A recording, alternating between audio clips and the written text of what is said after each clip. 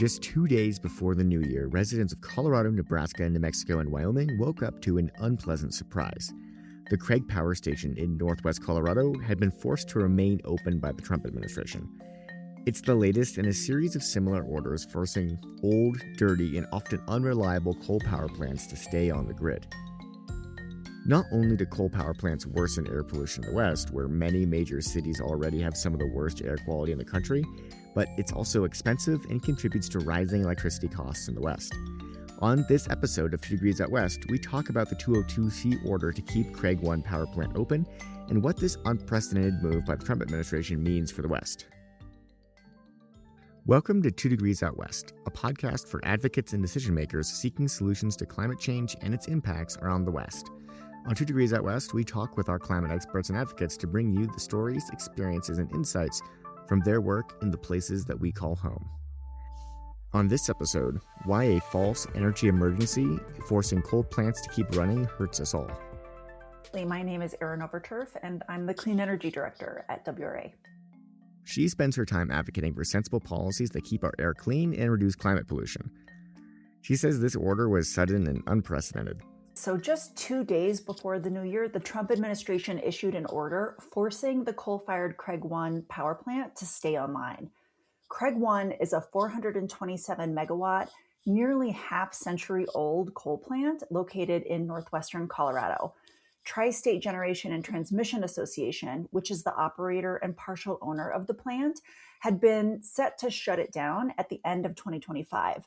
But instead, utility customers, including many rural communities, will now bear the burden of keeping an unneeded coal plant open, one that pollutes the air we breathe and runs on expensive, dirty fuel that the energy industry has been steadily moving away from for years. Erin says the Craig 1 power plant serves a large area throughout the West, and this decision impacts people throughout several of our states.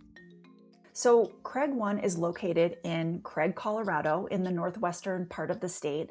It's operated by Tri-State, but it's actually co-owned by Tri-State and a number of other Western utilities, including the Platte River Power Authority, the Salt River Project, PacifiCorp, and Xcel Energy. So all of those utilities really across the West will be experiencing the impacts of Craig 1's continued operation. Erin says justification for this order is shaky at best. Well, so the U.S. Department of Energy issued an order forcing Craig 1 to stay online, and it relies on a legally dubious interpretation of Section 202C of the Federal Power Act. Similar orders have been used to force 5 other coal plants across the nation to remain in operation past their planned retirement dates.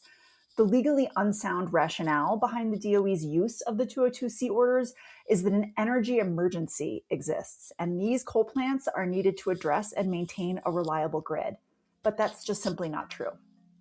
The order also interrupts years of process that the utility has gone through to make sure that closing Craig 1 was the right choice for Colorado ratepayers. She said alongside affordability, maintaining clean air for Colorado was a key factor in the decision to close the plant. This order from the Department of Energy didn't seem to consider the years of planning that went into closing Craig 1, nor the economic consequences on ratepayers. The state and other stakeholders have been preparing for the retirement of Craig 1 since 2016. So Tri-State and the other plant owners decided to retire Craig 1 for economic reasons and to ensure that Colorado's in compliance with federal regional haze standards. If you're not familiar with them, regional haze regulations exist to protect both air quality and visibility in our iconic Western lands like Rocky Mountain National Park and wilderness areas.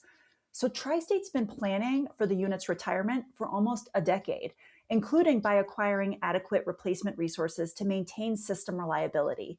In fact, in 2025, after a years-long litigated resource planning process, the Colorado Public Utilities Commission determined that Craig 1 is not required for reliability or resource adequacy purposes and found that Tri-State had convincingly concluded that its electric system will meet all relevant reliability metrics without the unit's operation.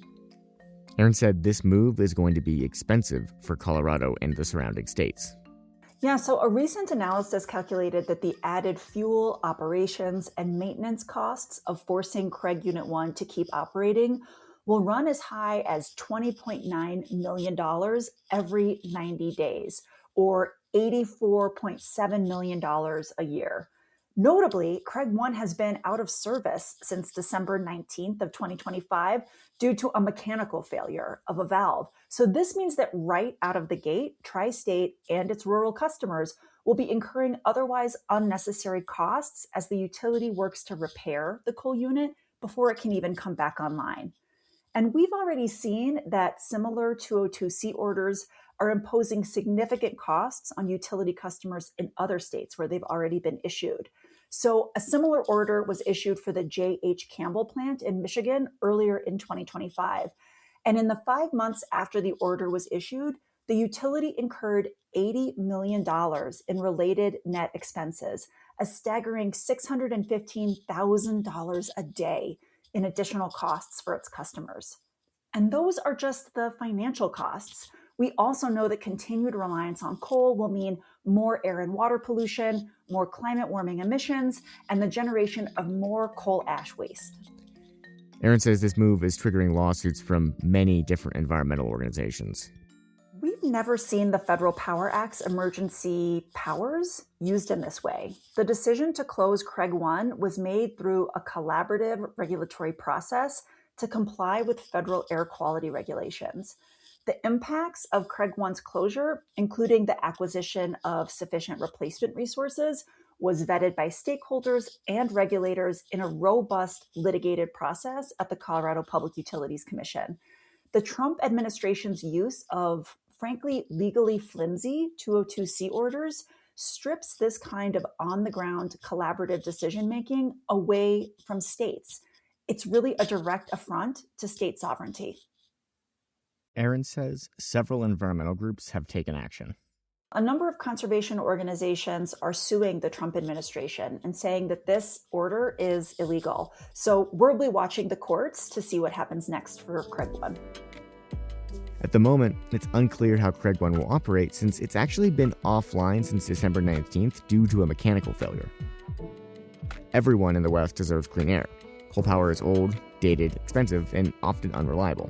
The future of the West means relying on clean energy like affordable wind and solar. The administration's effort to keep this obsolete coal plant online is a threat to our clean air, health, and affordable energy bills. At the action linked in our show notes, you can write your elected officials today to tell them to kick coal and move forward into a clean energy future for the West. Again, that's linked in the show notes. If you'd like to stay up to date with these issues, sign up for our email list. We'll be sharing news around this 202C order with our advocates. The time is now. The West cannot wait for clean air. Lastly, we'd like to thank our sponsors who enable our work in the West. Our champion sponsor is First Bank. Our signature sponsors are Denver Water, Torch Clean Energy, Scarpa, GoCo, and Southwest Energy Efficiency Project.